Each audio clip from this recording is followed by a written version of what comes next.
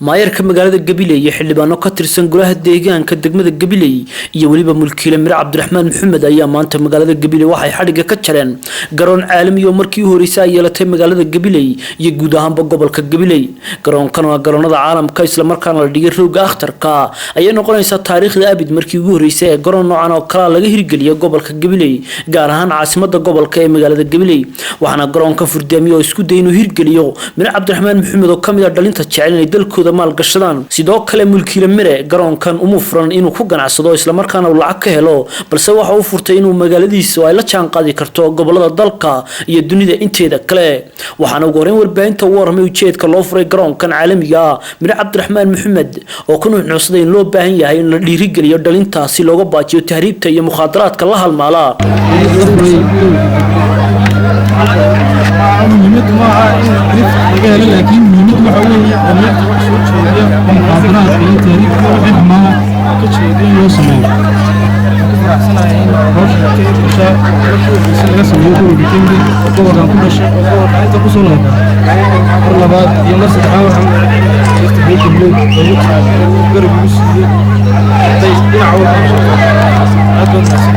sidoo kale maayarka magaalada Gabiley iyo xildhibaano ka tirsan golaha deegaanka ayaa soo dhaweeyay talaabadan horumarineed ee lagu yaqleelay garoonkan casriga ah ee caalamiga ah ee noocan oo kale aan wali laga sameyn gobolka Gabiley iyagoo mahadnaq ballaaran u soo jeediyay mulkiile Mir ay ku tilmaameen wiil dhalinyaro oo dadaalaya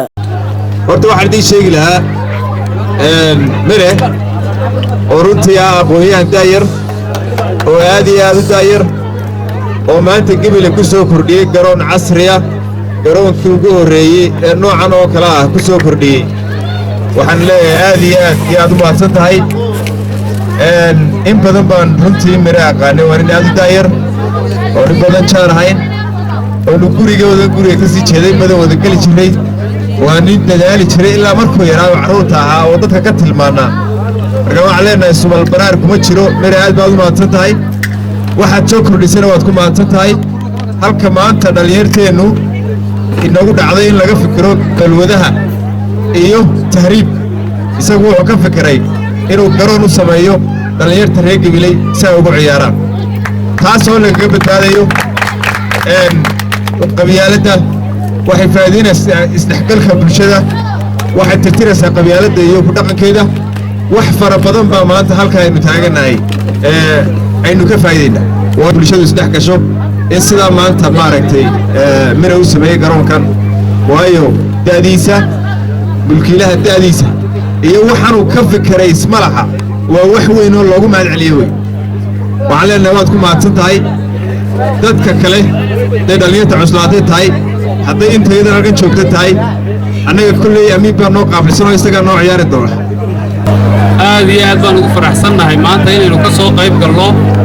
fursadan maamuuska iyo sharafta duwan ee ku soo korodhay gobolka Gabiley ee uu soo kordhiyay aqoonyahanka daada yar ee ka soo qalinjabiyay dhawaan jaamacadaha dalka isla markaana ku soo kordhiyay gobolkiisa fikradan cajiibka ah ee fursadda u ah dhalinyarta cuslaatay iyo bahda sportska dhammaantood aad iyo aad bay qaali u tahay inaynu maanta aragno gobolkii Gabiley oo leh garoon dooga oo habeen iyo gelin hore iyo gelin dambe intaba lagu ciyaari karo waxaan ilaahay ka rajaynaynaa inuu garoon marakale ka dhigo dadweynuhuna ay ka faa'iidaystaan Mirana aad iyo aad baan uga mahad celinaynaa fursadda uu gobolka ku soo kordhiyey waa inuu la shaqayn doono insha Allah ciyaartooy iyo dhalinyartayada cuslaatay oo diyaar baan nahay inaan ku ciyaarno waxaan noo farxada inaan ka soo qayb galno garoonkii u horreeyay oo runtii ka duwan garoonadii lagu ciyaari jiray waa garoon akhtara oo waxa weeye ku soo kordhay gobolka Gabiley waa garoonkii u horreeyay oo kolley taariikhda halkaas uga galay marka cid allaala ciddii ka soo shaqaysay maalkeeda gelisay hantideeda gelisay waxay u tahay sharafta u tahay waxaan rajaynayaa in ay ka mid tahay oo garoomada noo soo kordhaya ee quruxda badan leh يعني waxa weeye maamul wanaag iyo dawlad wanaag iyo waxa weeye qaranka inoo dhismaya ayaa waxa weeye waxay abuuraysaa in dhalinyartii la jeclaysiiyo inay wadankooda jeclaadaan inay dhulkooda jeclaadaan in qof walba hanti haystaaba uu wadankii geliyo horta garoonkan aad iyo aadka u quruxda badan ee bilicda leh waxaa loo malaynayaa fuqaytidii daashay waa imika loogu talaga horta marka hore inay ciyaaraan dee sida annagoo kale iyo maayirka iyo qolooyinkan waxaa la yidhi maxaa cuqaashu dhinaca ku ciyaarto kuwa dhuudhuuba kuwa buurbur dadka fadhiistay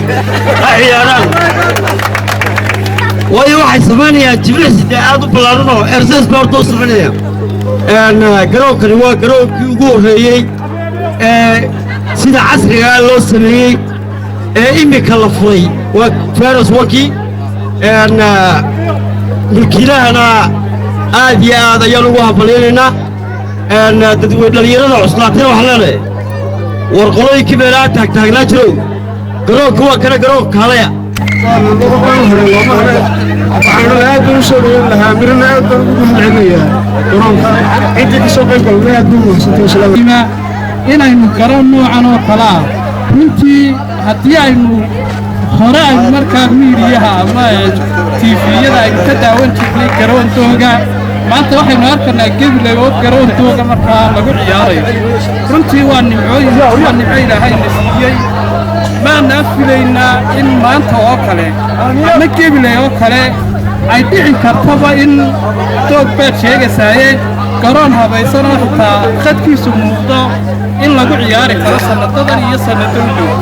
laakiin alxamdulillah runtii waa wax qiimo leh waxaan aad ugu mahadnaqayaa mulkiilaha markaa hawshan hawlgeliyey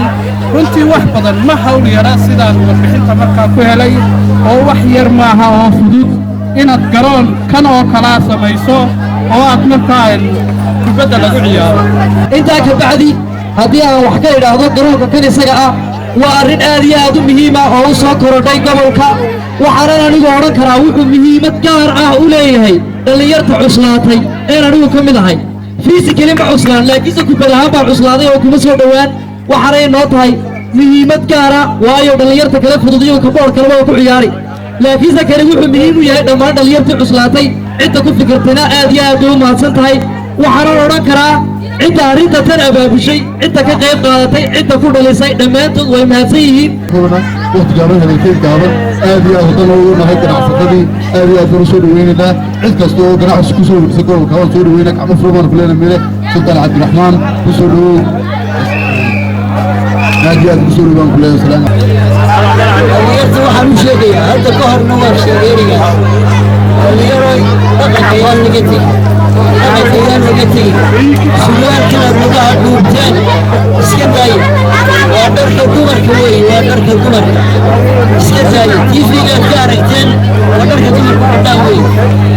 markaasaad ka wada lusheen badhanno iyo wax wada shabacda ayuu shanqadaya iska daaye dharkii ragga maaha waxaan intaa ku soo gabagabaynayaa tix carabiya oo tidhaahda العقل السليم في الجسم السليم عقلي يفيد إلى تلك العافمات فهوية عيارون وعافمات وفقوي وفق اللي يأتي تداد ياي أدوى العيار تبديو عافمات يسروا في عدانية si kastaba haatee waa garoonkii ugu horreeyay ee caalamiga laga hirgeliyo ama laga yagleelo gudaha caasimadda gobolka Gabiley waxaana garoonkan lagu gogolay rooga akhtarka soo dhaweeyay dhalinyarada ciyaaraha ee gobolka Gabiley iyo waliba qaybaha kala duwan ee bulshada ku dhaqan gobolka Gabiley iyadoo la arkayay dhalinyarada kala duwan ee ku dhaqan magaalada Gabiley oo ku sii qulqulaya garoonka caalamiga ah si ay uga mid noqdaan dhalinta ku dheelaysa isla markaana ku tababaranaysa garoonkaasi uu hirgeliyay mulkiilaha dhalinyarta Mira Cabdiraxmaan Maxamed oo talaabadan ku kasbaday sumcad iyo darajooyin ay bulshada u hibaysay